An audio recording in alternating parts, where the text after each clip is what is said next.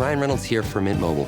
One of the perks about having 4 kids that you know about is actually getting a direct line to the big man up north. And this year, he wants you to know the best gift that you can give someone is the gift of Mint Mobile's unlimited wireless for $15 a month. Now, you don't even need to wrap it. Give it a try at mintmobile.com/switch.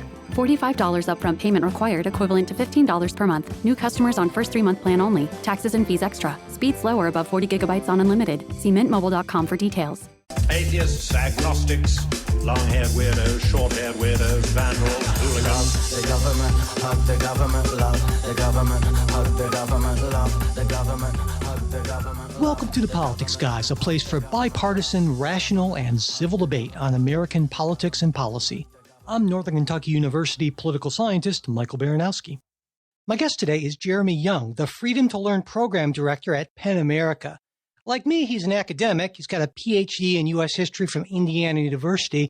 And today he's going to talk to me about his work on educational censorship, which was recently released in the report America's Censored Classrooms 2024. Jeremy Young, welcome to the show. Thanks so much for having me. So I thought before we got into the specifics of the report, you could tell me a little bit about PEN America, what it is, what it does, that kind of thing. Absolutely. PEN America is a 100-year-old free speech and human rights organization that focuses on literature. Our mission is to celebrate literature and defend the freedoms that make it possible, of which some of the foremost freedoms are academic freedom and the freedom of expression.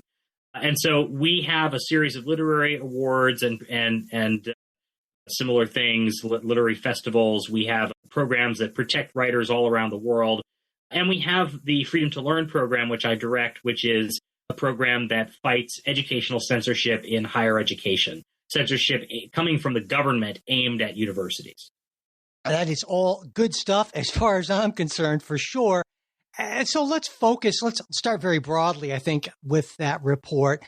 When you say educational censorship, can you explain what you mean by that? Because that could be taken a lot of different ways. And also, how big of a problem is it these days? So it's a huge problem in higher education. And we have defined educational censorship in 2 different ways. When we began this work in 2021, we were focused on what we call educational gag orders, which are direct restrictions on the speech or readings or assignments of faculty members in the classroom in an educational setting.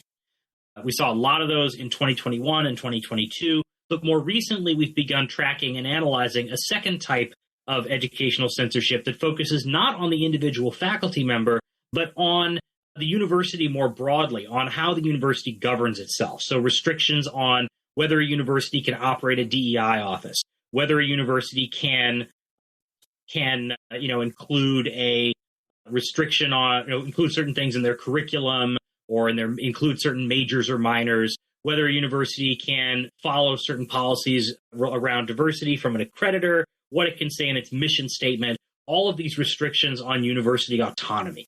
So those are the 2 types of things we look at when we talk about educational censorship: direct restrictions on the speech of faculty and restrictions on the autonomy of university governance.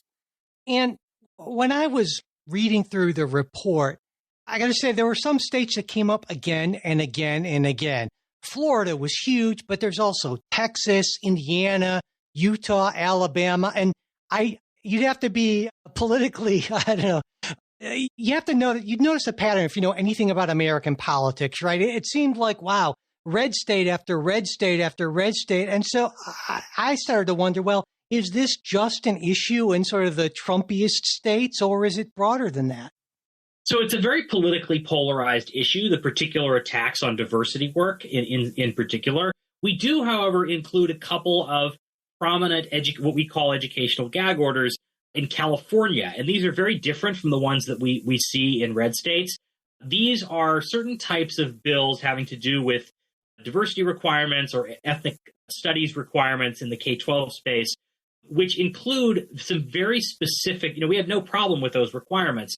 But these bills include very specific language mandating in exhaustive detail what every professor, what every school district must include in those programs, in their diversity work.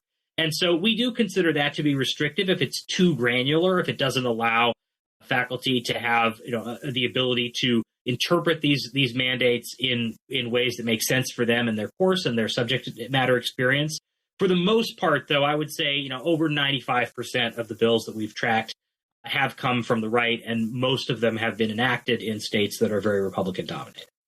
It also occurred to me that someone might make the case, at least when it comes to college education. I know that's sort of your main focus here, is that, students aren't being forced to attend public universities in states that enact these laws. And so if they don't like them, well, hey, you can go to a private university, you can attend a college out of state. And I was wondering what you think about that.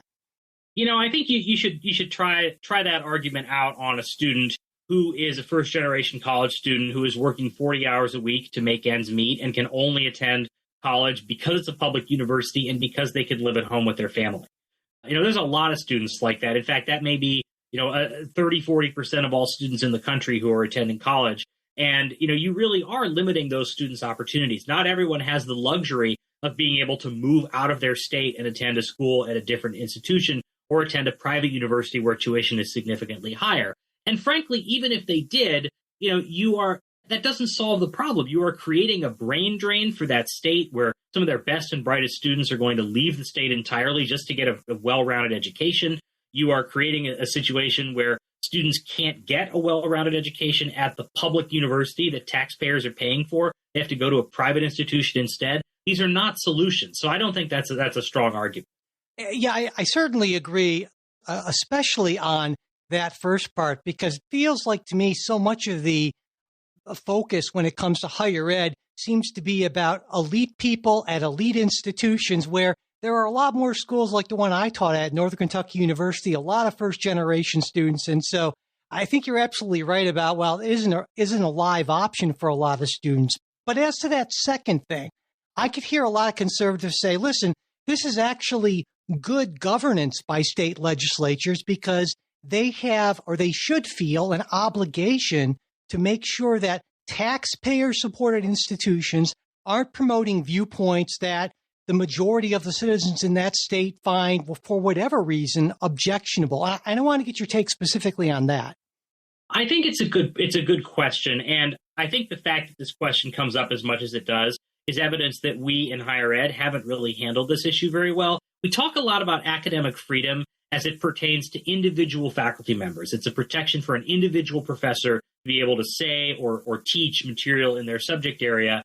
That's not really the way that this issue is addressed as much in Europe, where there is a robust concept of university autonomy. They recognize in many European countries that in order for a university to be a university, to have academic freedom, it requires a certain level of political independence from the government. It may be taxpayer supported, but the taxpayers can't dictate what ideas are allowed to be present on that campus.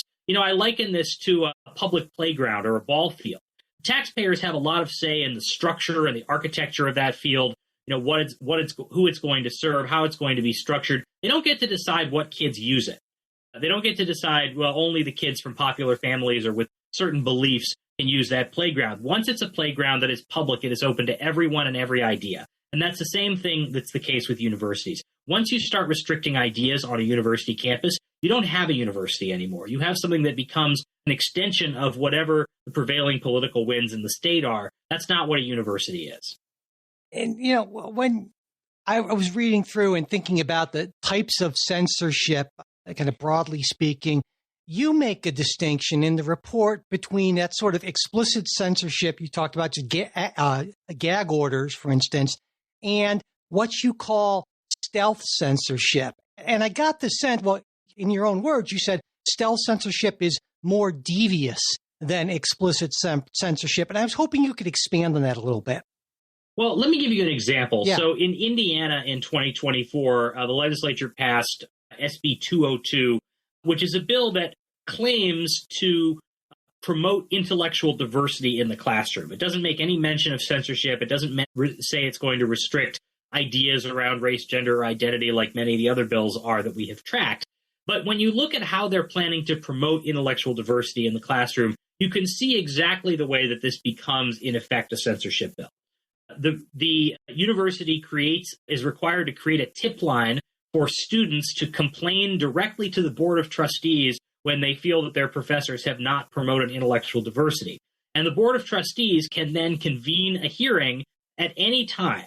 Whether or not a faculty member is up for review, they can haul a faculty member in and say, we don't think you are promoting intellectual diversity in your classroom, or we think you may not be promoting intellectual diversity in the classroom in the future, not based on anything you've done so far, but things we expect you may do going forward. And because of that, we're going to fire you. Doesn't matter whether you have tenure, doesn't matter whether you have time left on your contract, you're out. And so effectively, this bill is a pretty draconian censorship bill. It undermines the system of tenure. It creates an opportunity for trustees to basically fire any professor they disagree with on the specious grounds, which are not defined in the bill, of that they may not be promoting intellectual diversity. And yet it claims to be something totally different, something very laudable, promoting the value of having different viewpoints in a classroom and making students feel comfortable in class no matter what they believe. So that's a good example of what we're talking about when we reference stealth censorship. And in thinking about that, I mean, I guess I feel like from a conservative viewpoint, there is a very real problem, at least a perception of a very real problem. I mean, when you look at surveys of academics, university professors, almost always you find that the vast majority, at least in humanities, the social sciences, are well to the left of your typical American. And, there have been so many instances of conservative students saying that I don't feel comfortable speaking out, or I feel like I'm being squelched. And I noted that in my own classrooms as a political science professor, where you would expect those kind of things to happen maybe more than other areas. And so faced with this, I can see legislators saying, well, listen, this is a real problem, and we should do something to try to correct this. If university administrators are either unwilling or unable to try to create a true viewpoint, an environment of true viewpoint diversity. And what do you think about that? I mean, is there a real concern here of this kind of far left academics pushing these sort of views? So there is absolutely a real concern that conservative students on campus feel very uncomfortable about speaking their mind. There have been some great studies that have come out in the University of North Carolina system and the Wisconsin system over the last few years that have clearly demonstrated this. In the Wisconsin survey, they stated that only 35% of conservative students said that they had ever expressed their own dissenting views on any issue on campus, which is horrifying. That's not what we want to see. But those same surveys show that the vast majority of conservative students feel more comfortable expressing their views in the classroom than they do anywhere else on campus. Now, that's a real head scratcher because, as you say, professors are overwhelmingly liberal, especially in the humanities and social sciences. But what that calculus misses is that professors are also overwhelmingly good teachers. And they're good at creating a structured environment where students of all backgrounds feel comfortable speaking their mind. Now, we all know an individual case here or there where that's not true, but the data really shows, and this is self-reported data from conservative students who are unhappy, really shows that those cases are very, very rare. And what we see instead is that conservative students feel silenced in the lunchroom. They feel silenced on social media. It's their peers who they're afraid of. And, that is a very different kind of problem. It's a very serious problem, but it's a problem about student life. And frankly, it's a problem that is totally understandable if you think about where students are coming from. Students in high school come from they experience a very different free expression regime. The constitutional protections around free expression are just not there in high school compared to how they are in college. High school students, if you hear somebody say something offensive at an assembly, the right thing to do is to go to an administrator and get them shut down. In college, it's completely different. And so we're sending people, 18 to 25-year-old people, into an environment that is going to be one of the few environments in our polarized society where they will encounter students of different backgrounds, people who have different viewpoints from them, different life experiences, and are then expected to discuss these very weighty topics of public concern.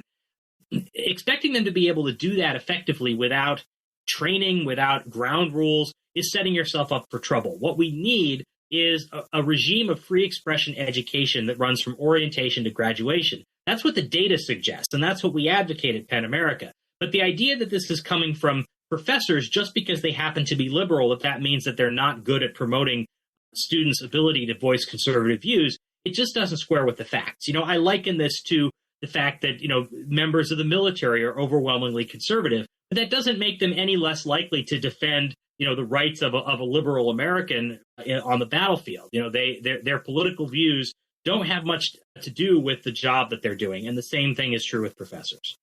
There are also these laws that aren't focused so much on viewpoint diversity, but what's called institutional neutrality. And, as a professor, I felt that a big part of my job was to kind of get students to understand arguments, to be able to critique arguments, and not to force my conclusions on them, and also to make sure that there weren't, that students who maybe had divergent viewpoints did feel comfortable speaking out. And I'm wondering, do you feel like these laws about institutional neutrality, that sounds like a good thing? I mean, that certainly is something that I tried to practice on an individual level. And what's wrong with mandating that professors do that, at large? So the basic concept of institutional neutrality is that universities should not speak out as a university on matters of public concern, because doing so will silence the ability of their stakeholders, faculty, students, to express themselves. They will feel that the university is speaking for them and expressing views that they may or may not agree with. And that's a very laudable goal, and I really agree with that goal. The problem is that what is the difference between a matter of public concern and something that impacts the university's core mission is unalterably a judgment call.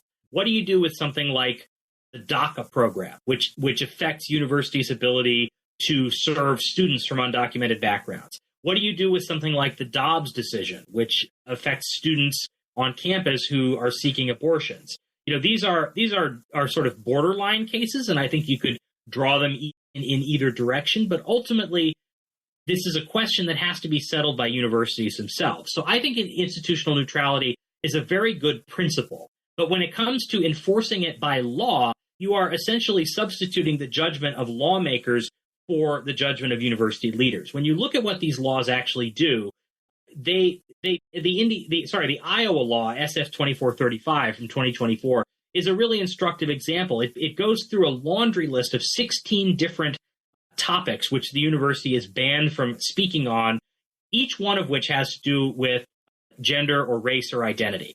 And then it gets to the end of that list of topics, and then it says, or any other related formulation of these concepts, which, depending on how that's interpreted by a lawmaker or by an enforcement agency, could apply to almost any idea in the world that the university is not allowed to speak on. And so you're creating a regime that allows for ideas to be suppressed on campus by lawmakers. That's the problem. It's not the idea that universities should adopt the Chicago principles or adopt a position of institutional neutrality. That's fine. That seems like a great idea. But lawmakers telling the university that they have to do that in a particular way, banning particular versions of these ideas. In Utah, for instance, the law banned universities from opining on the topic of bias, not unconscious bias or implicit bias, just bias.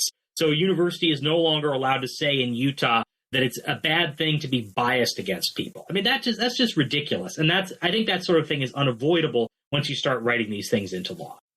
At some level, I wonder how necessary these laws are. And what I mean by that is I think a lot of folks don't appreciate the sort of governing structure of public universities, which is typically that the president, the administration are answerable to a board of regents or a board of governors that's politically appointed oftentimes. And so it seems to me that working through that sort of structure would give both political accountability ultimately, as well as a lot more flexibility than a sort of one-size-fits-all law that comes down from state legislatures who probably themselves don't really understand how university governance works all that well. What do you think about that? I completely agree. And, the reality is institutional neutrality policies that are adopted by boards of trustees are ultimately enforced by those trustees. And in many cases, and I think rightly so, the enforcement is delegated down the chain to the president, to compliance officers on campus, even in some cases through a shared governance process to faculty bodies. And that, I think, is a great idea. There is no way to create a sort of universal standard of what is or is not on germane to the university's core mission. And so it always has to be a judgment call. The people making those judgments are the people who need to be talking to each other and deciding how to apply this, not legislators. Oh, it's such a clutch off-season pickup, Dave. I was worried we'd bring back the same team. I meant those blackout motorized shades. Blinds.com made it crazy affordable to replace our old blinds. Hard to install? No, it's easy. I installed these and then got some for my mom. She talked to a design consultant for free and scheduled a professional measure and install. Hall of Fame son. They're the #1 online retailer of custom window coverings in the world. Blinds.com is the GOAT. Shop up to 45% off select styles, plus a free professional measure during the Blinds.com year-end blowout. Rules and restrictions may apply. Another thing you mentioned in your report is something called jawboning. And I was hoping you could explain what this is and why it matters in this context. So one thing that we started to see a lot more of in 2024 is lawmakers going to university leaders, either publicly or privately, and essentially threatening them unless they voluntarily make some of the changes that the lawmakers want to see. This could include, often it's cutting a DEI program or office. It can be cutting particular majors or minors or components of a general education curriculum. Those are the ones we see the most often. And typically the lawmaker will threaten to withhold funding going forward, or will threaten to pass a law banning these things in a more draconian fashion in the following session. Or even in the case of Wisconsin, they held up the entire appropriation for 6 months, wouldn't give universities any of the promised money, even though it had been passed in the budget and signed by the governor, unless the whole system agreed to cut a bunch of DEI positions. And the problem with this is that we are, you're looking at a situation where there's no real democratic accountability here, right? These lawmakers will go to a president and make a very intimate sort of threat. There's no hearing where people can go to argue about a potential law that's under discussion. There's no law that goes on the books that can then be challenged in court if it's unconstitutional. It's just really a sort of exercise of raw power. And it's a very difficult situation for university presidents to be in because they don't have a lot of leverage when it comes to the legislature. The legislature signs their checks, or at least a big portion of their budget. And, they are being told to do something that they are not mandated to do by law, but then that they may not think is a good idea based using their professional judgment, but then they're being threatened through loss of funding or other mechanisms. And so one of the kind of strange things, at least to me on the surface, as a result of this sort of new environment, a number of universities have closed their cultural centers or their interfaith centers. And I was wondering, can you explain how this is related, and if it's just a few kind of isolated incidents, or, is it broader than this? We have seen this happen, particularly related to the cultural centers in every state that has banned DEI. And it really seems to be an unavoidable part of this legislation. The legislation says you're not allowed to have any programs or offices that are funded by the university that have anything to do with diversity, equity, and inclusion, that have anything to do with race or gender. And that excludes these very popular cultural centers. When I was a professor at what's now Utah Tech University, we had a multicultural inclusion center like this. It was really just a gathering space for students of various minority backgrounds to come together and sort of hold club meetings and study together. It was open to everyone. White students with college educations were welcome to join. I was in there a lot, never felt unwelcome. And that was closed down by the law that was passed there this year. So, that seems to be an unavoidable part of the legislation, at least as it's currently written. And, this creates a lot of problems for university presidents and other top administrators. And I think what a lot of people may not appreciate is how they're sort of caught sort of between these competing interests. Because on one hand, you have faculty and students who are often very, very opposed to these laws and these efforts to censor speech. But then you have legislators and governing boards who, ultimately kind of control their fate on the other side. And so have you noticed any sort of commonalities maybe in how university presidents or chancellors of systems have tried to kind of balance these competing viewpoints, interests?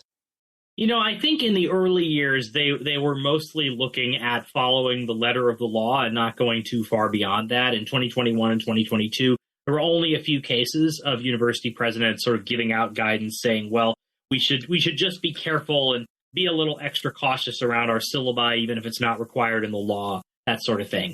In the last 12 months, I think there's just been an avalanche of overcompliance, pre-compliance, and responses to jawboning that have really just made it very easy for people who want to censor higher education to do so without even passing a law that requires specific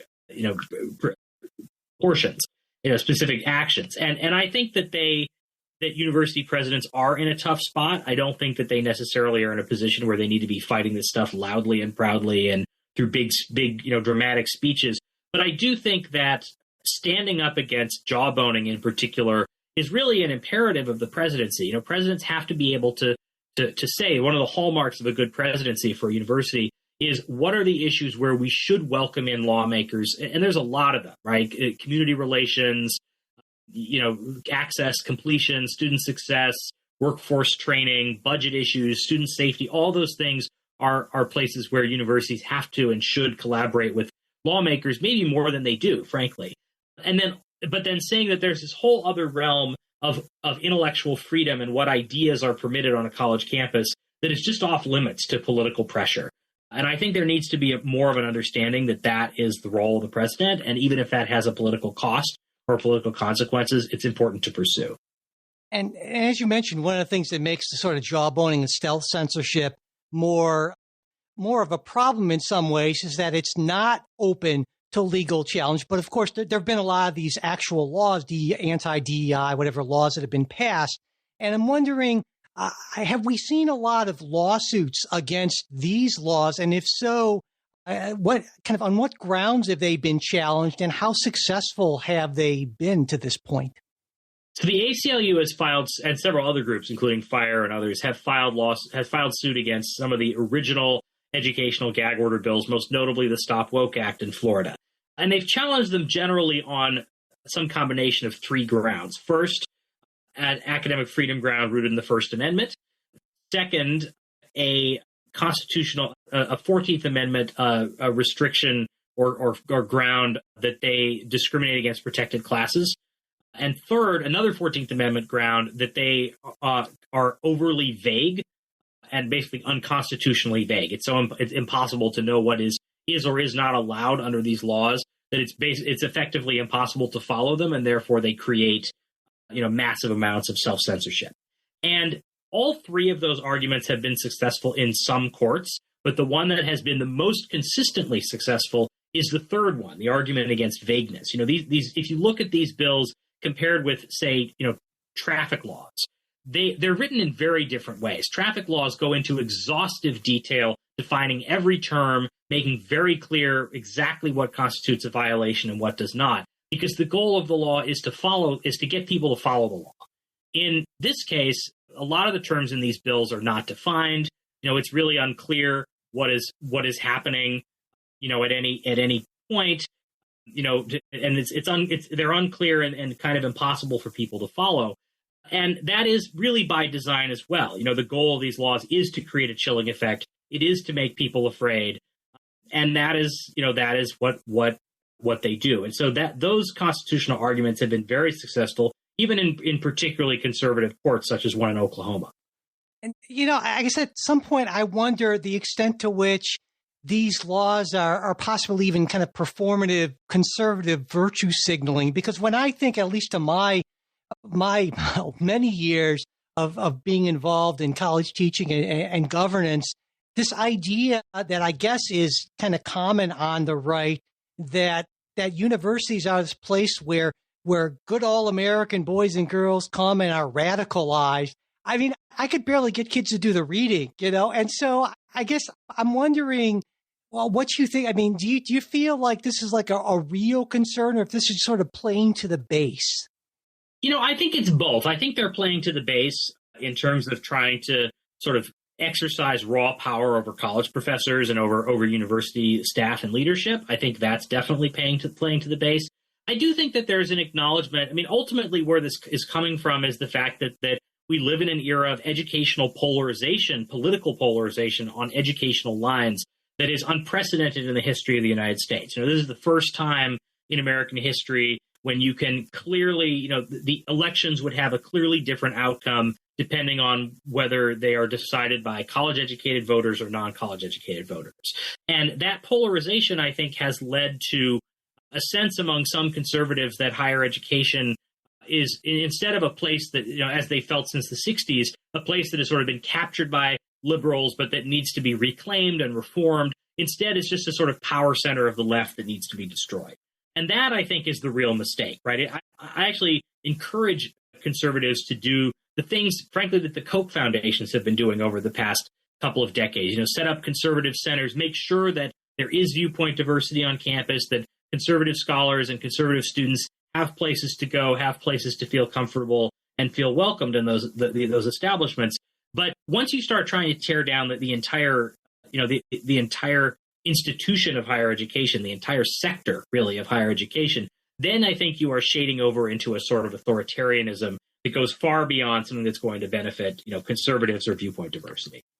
I feel like part of the problem with that potential solution is that there just aren't that many conservatives in higher education. And it's so, if you're trying to set this up, if the vast majority of your faculty and your administrators are left of center, setting up the center, well, you have to find someone to run that and someone, you see what I'm saying, right? And so it becomes what we sometimes call a pipeline problem, whereas if not enough conservatives are going into these fields, how do you expect to get any kind of viewpoint diversity? And so at some point you want to say to conservatives, hey, if you care, well, then maybe you should become a university professor as opposed to becoming a business executive or something like that. I think that's true. And I think that that's what those Koch centers are designed to facilitate, really, is to make it so that, if those who are willing to, get an advanced degree don't then immediately leave and go work for a think tank, they're willing to stay in academia and have a place where they can stay, where they can feel supported. I think that's the key. And frankly, this is a problem that universities have, and we don't have as good data on this as we do for conservative students, but it does stand to reason that conservative faculty experience some of the same in-group, out-group effects among their faculty peers that conservative students do among their student peers. And that is something that universities do need to combat. That is a real problem. And I think it's something that can be solved. But I don't think that the solution to it is, banning the ideas of the in-group or making it more difficult for people who have those ideas to be able to succeed on campus. This is, I like to quote the great liberal lion Ronald Reagan here, who famously said, government is not the solution to the problem, government is the problem. And when it comes to speech issues and when it comes to academic freedom and ideas on campus, it's often the case that government is not the solution to the problem, that government is the problem. Earlier on, you mentioned legislators exercising raw power over faculty and institutions. And so can you talk a little bit how efforts to weaken or even eliminate tenure for professors kind of fit into this whole landscape? It's interesting because there has been an upswing in efforts to undermine tenure in Texas in 2023. There was a proposal to completely eliminate it. It didn't go anywhere, though. And so far, and I'm crossing, all my fingers and toes as I say this, but so far, these efforts to undermine tenure have not really gone anywhere. And I think it's because there is a recognition among some people on the right that the majority of sort of politically celebrated cases of faculty being punished for their speech are conservative scholars who are often protected by tenure. They may face social pressure. They may have to go through some kind of investigation that they shouldn't have to go through. But ultimately, they have robust protections because of the system of tenure. So that system does not just protect scholars on the left. It protects scholars across the whole political spectrum. And I think there's an increasing understanding that doing that is going to protect conservative speech on campus. Another aspect of this is what's called shared governance in the academic community. And non-academics might not be familiar with this, but this idea, at least in higher ed, that universities don't make big changes that at least affect the education of students without without meaningful input from faculty. And it seems like more than a few state governments have a problem with this system, or all of a sudden have a problem with the system, right? That's right. There is a sense, we're seeing this in Texas, we're seeing it in Utah and Iowa, that there are mounting concerns with the idea that faculty have the leading role in determining the curriculum of the institution and have at least a consultative or advisory role in all other aspects of university governance. But it's important to understand what that system does for universities. I mean, the reason that we give those decisions over to faculty and that we make them collectively with university stakeholders from all over the university weighing in is precisely to protect them from being dictated directly based on the political winds of the moment. We do not want universities, again, a university where politicians are deciding what is or is not in the curriculum, where they are dictating to faculty what they can and cannot teach. That is not a university. And so, to protect universities from being a propaganda institution and to make sure that students actually can have a robust education where they learn from perspectives all across the spectrum, it's vitally important to maintain that shared governance. And that is one of the key things that's under attack right now. And I think another concept that maybe isn't all that familiar to folks outside of the higher ed world is accreditation. And that's also been an issue in this whole thing. Can you explain what that is, why it's kind of a big deal, or at least a threat of losing it, and how state legislatures and even at the federal level, I think, are kind of holding that above institutions in kind of a way to get them to change some of their behaviors? Accreditation is the system by which higher education maintains quality control. An accredited institution, accreditation is the only thing really that separates a real high-quality education from a diploma mill. And accreditation is performed in the United States by 7 regional bodies that accredit institutions and that are basically nonprofit, nonpartisan organizations. It's not done by the government. It's not done by universities themselves or by lawmakers. It's done by these nonprofit, nonpartisan institutions. And then the seal of approval is stamped on those institutions by the federal government, which only gives out student federal financial aid, of which 55% of all students receive, the universities that have been formally accredited by one of these 7 bodies. So it's a very important sort of nonpartisan check on how universities operate, as well as an important quality control system. And there's a real effort right now to weaponize or restrict accreditation. Most accreditors have some sort of DEI language in their standards, or they require, which really is a sort of way of encouraging universities that have a DEI commitment to set out meetable benchmarks for themselves and then try to meet those benchmarks over time. And there's real pressure on accreditors right now to either drop those DEI standards, or for governments, either at the state or federal level, it's more effective at the federal level when it comes to accreditation, to take power away from the accreditors or ban them from having these standards, or even dismantle the whole system of accreditation. And this is what Project 2025 calls for, and allow every state to recognize its own accreditors or to serve as an accreditor itself.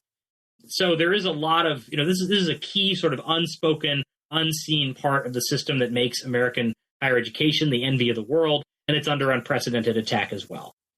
And so we kind of moved into the federal role in this. Aside from the accreditation part of things, I mean, how big of a role does the federal government, or can the federal government, play in all this? Because we've been mostly talking about state stuff. And kind of along the same lines, what sort of changes might we reasonably expect in the transition from the Biden to the Trump administrations?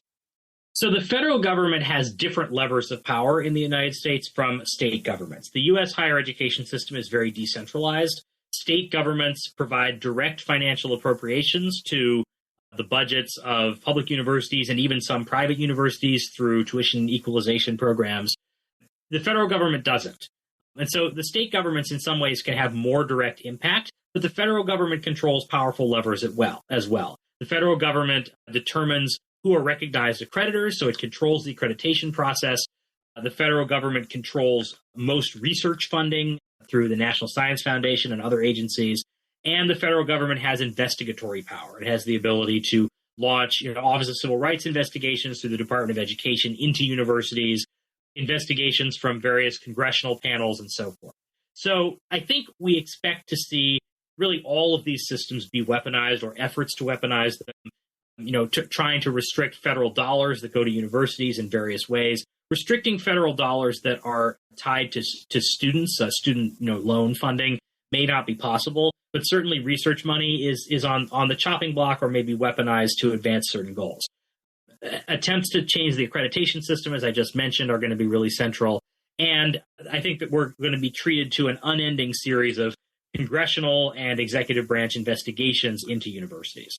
And I guess a lot of that would be sort of potentially the Trump administration, Department of Justice, sort of going after institutions for alleged civil rights violations, kind of reverse discrimination or that sort of thing, various 14th Amendment and Title IX sort of arguments. Is that the sort of kind of more specific stuff you would expect?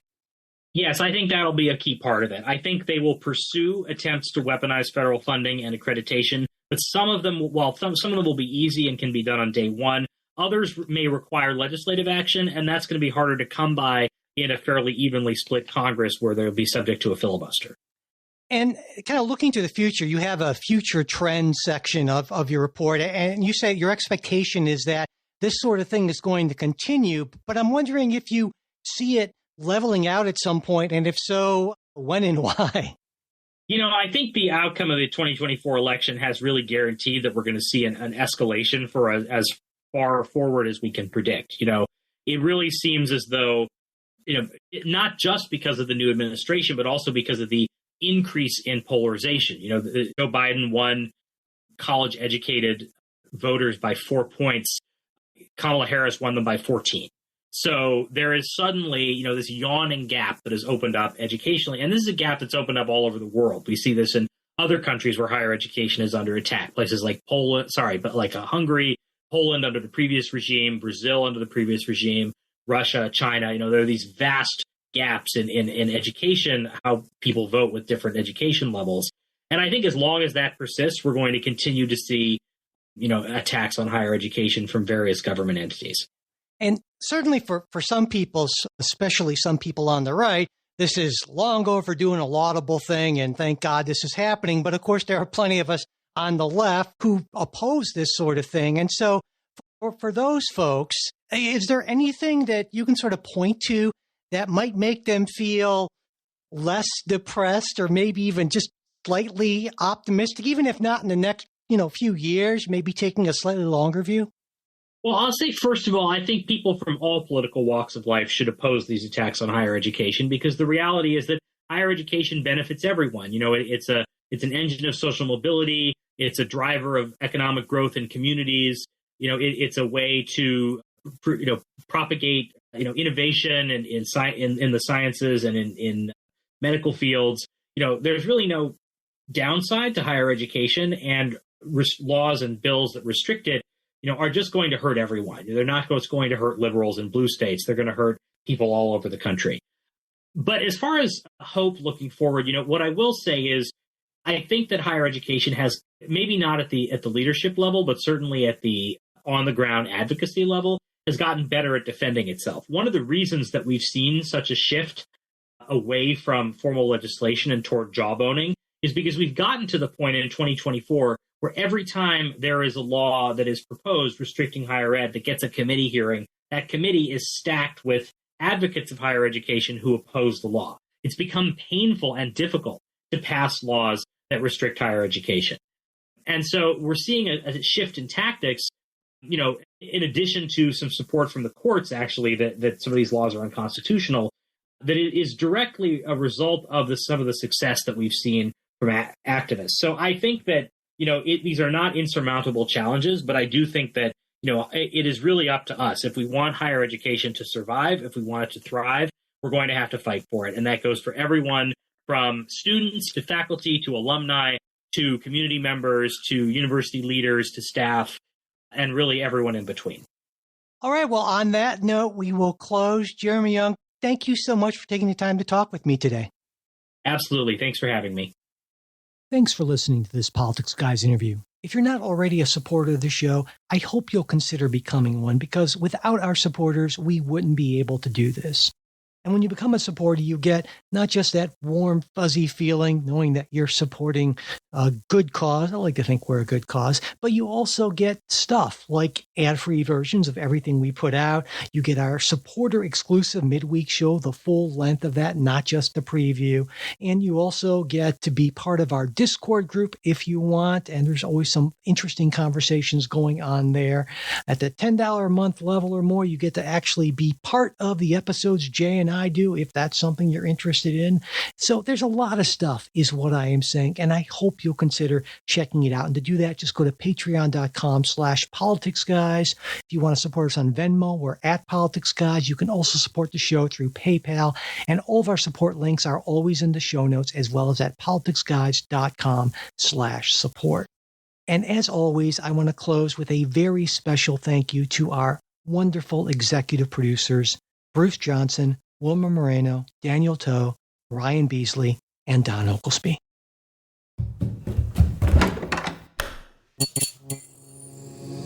This podcast is part of the Democracy Group.